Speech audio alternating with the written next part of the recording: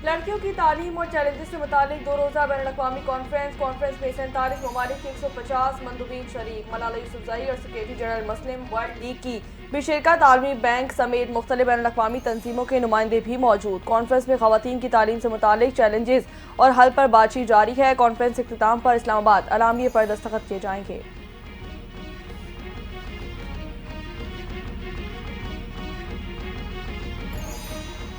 Conference का इनेकाद पाकिस्तान के लिए एजाज है। लड़कियों को तालीम तक रसाई में आज भी चैलेंजेस का सामना है। मलाला यूसुफजई की कॉन्फ्रेंस में शिरकत बाइस फ़ख्र है। वज़ीर आज़म शहबाज शरीफ का 2 रोज़ा कॉन्फ्रेंस से खिताब। कहा, मुआशरे में तालीम का हुसूल बुनियादी हक है। अल्फा करीम सबके लिए एक मिसाल है।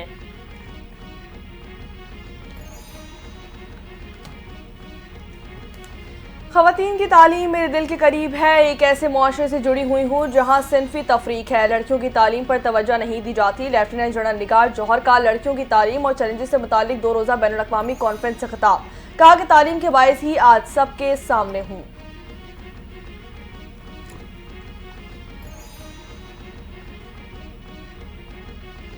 बानी पीटीआई ने 9 मई के 8 मुकदमात में जमानत के लिए लाहौर हाई कोर्ट से रुजू कर लिया। दरखास्त में मौक़िफ़ इख्तियार किया कि 9 मई को इस्लामाबाद में नैब की तहवील में था।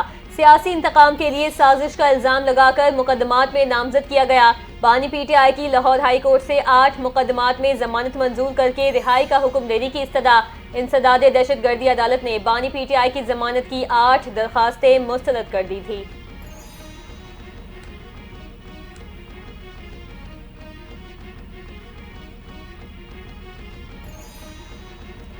कौमी असम्बली और सेनेट का इजलास तलब कर लिया गया। सदर मुमलिकत आसिफ अली जरदारी ने कौमी असम्बली का इजलास 13 जनवरी शाम 5 बजे तलब कर लिया।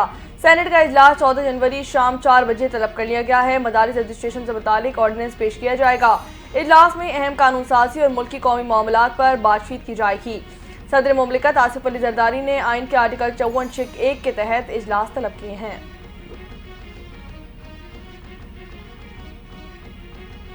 सड़कों की बंदिश के खिलाफ कुलम के इलाके मंदूरी में धरना जारी। टलता पाया चनाल मरकजी शाहरा आज भी बंद। 40 से जायद माल बरदार ट्रक ताहाल रवाना न हो सके। गाड़ियां तो पुल चेक पोस्ट पर क्लियरेंस के मुंतजिर। इमदादी सामान ले जाने वाले दूसरे काफिले की 2 दिन तक रवानगी का इम्कान।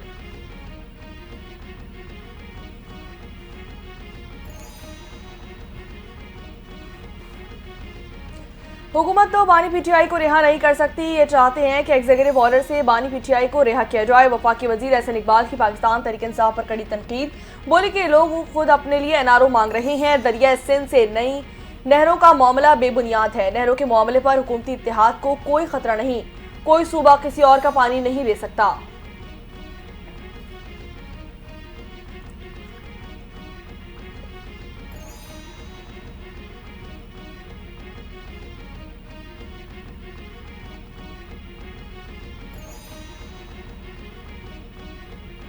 मुल्क की मईशत को बेहतर करने के लिए इकदाम कर रहे हैं। मईशत के तमाम आशारिये बेहतरी की जानिब जा रहे हैं। कोशिश जारी है किसी तरह सियासी इस्तेहकाम पैदा हो। वजीर दिफा ख्वाजा आसिफ की सियालकोट में मीडिया से गुफ्तगू। कहा, 2.5 साल में पीटीआई का हर हरबा नाकाम रहा। बानी पीटीआई को बनी गाला मुंतकिल करने की ऑफर नहीं की गई। उनके दावे में कोई सदाकत नहीं।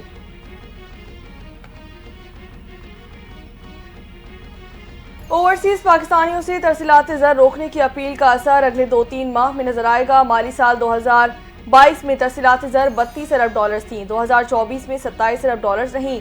पाकिस्तान तहरीक इंसाफ के रहनुमा शेख वकास अकरम की गुफ्तगू। कहते हैं कि 2022 में शरह नमू 6.5% तो 2024 में 2.4% से कम रही है।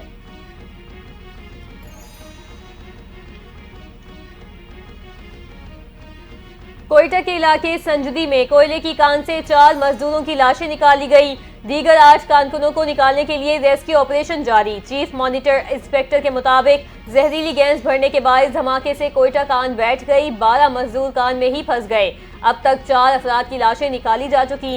रेस्क्यू टीमों ने 3600 फीट तक मलबा निकालकर रास्ता क्लियर किया। बिजली की दूसरी लाइन बिछाने और मलबा हटाने के बाद इमदादी सरगर्मियां ताखीर का शिकार।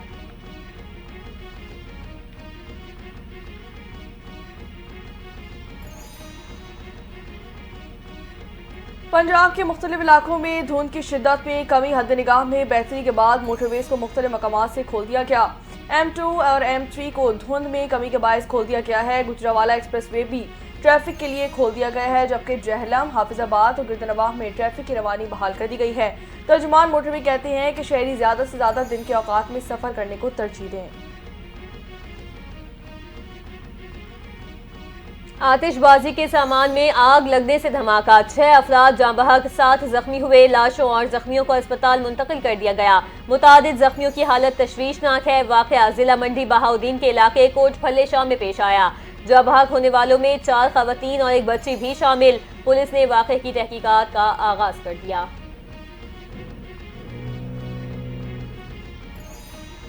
शहीद मिलत रोड पर टैंकर की टक्कर से 2 शहरियों की हलाकत। वाक़े का मुकदमा थाना फैरोजाबाद में दर्ज कर लिया गया। पुलिस के मुताबिक टैंकर ड्राइवर फरार और साथी गिरफ्तार कर लिया गया।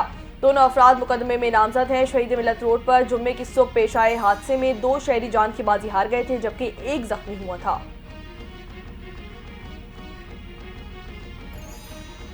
दिसंबर 2024 में अमेरिका में बेरोजगारी की शरह 4.1% की कम तरीन सतह पर आई।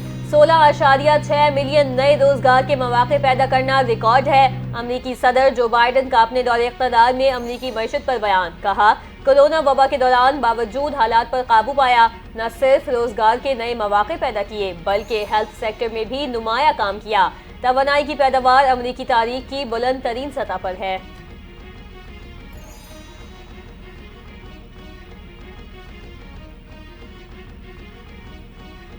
लॉस एंजलिस के जंगलात में लगी आग बेकाबू हो गई। मुतासर इलाकों में लूटमार के वाक़यात पेश आने लगे।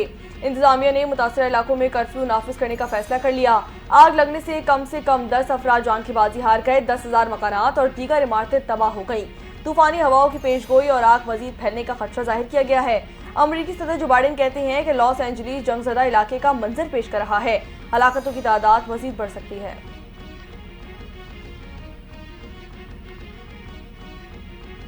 अमेरिका में एक तरफ आग की तबाही तो दूसरी जानिब बर्फानी तूफान ने निज़ाम जिंदगी मुअत्तल कर दी। जनूबी और वस्ती रियासतों में बर्फबारी और बारिश से निज़ाम जिंदगी दरहम बरहम, रास्ते और तालीमी इदारे बंद, परवाजों का शेड्यूल बुरी तरह मुतासिर हो गया। टेक्सास, ओक्लाहोमा और कैंसास में शदीद बर्फबारी और बारिश, बर्फानी तूफान के आने की मजीद वार्निंग जारी।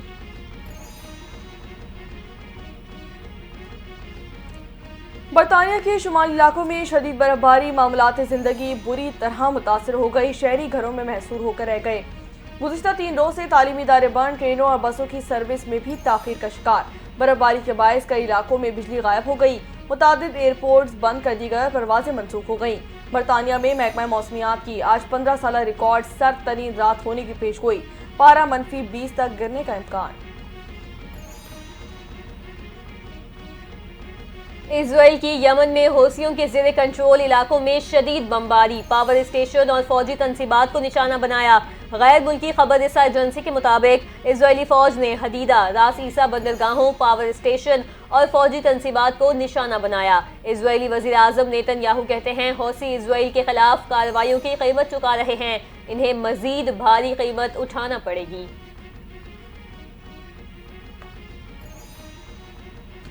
चीन में होने वाले एशियन विंटर गेम्स के लिए पाकिस्तान के 6 रुकनी दस्ते का ऐलान कर दिया गया। दस्ते में 2 एथलीट्स और 4 ऑफिशियल्स शामिल हैं।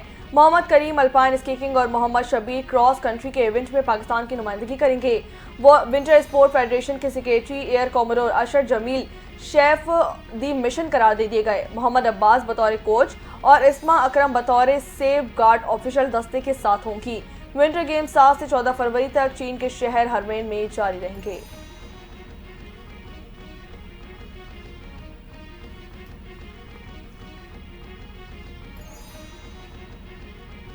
और बांग्लादेश के स्टार क्रिकेटर और साबिक कप्तान तमीम इकबाल का एक बार फिर इंटरनेशनल क्रिकेट से रिटायरमेंट का ऐलान।